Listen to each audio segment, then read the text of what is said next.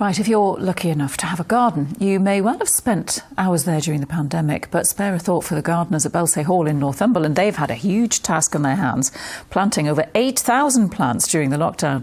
It's part of a £6 million conservation project at the English Heritage Site, a lot of which has been delayed until spring.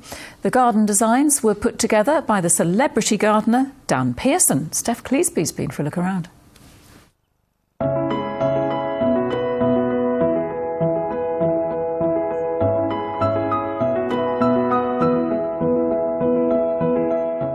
For millions of people, gardens have become a haven during the pandemic.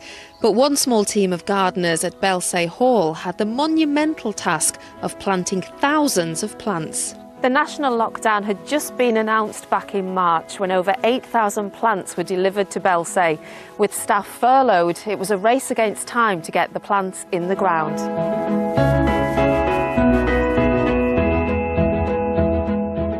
Head gardener John Hawley managed, with the help of just two others, to get the planting work finished in time for the property to reopen in July.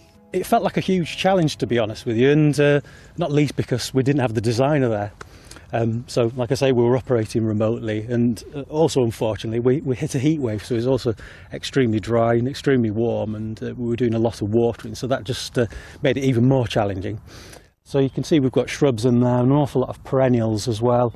And like I say, now they've had a few months to settle in, you can just about see these lovely colour combinations starting to form. And certainly by next season it's going to look fantastic.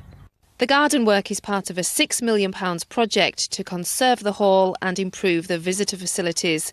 But COVID has forced this work to be pushed back to next year.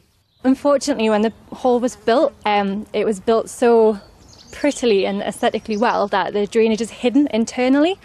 This has then had a negative effect on the hall, so we are going to be re-roofing the hall and we're going to be putting a new hall roof on, and we're also going to be getting a new play area up at the castle, so it's going to be fun for kind of children to come and have a run around, explore the site, explore the castle, and then have a go in this play area as well.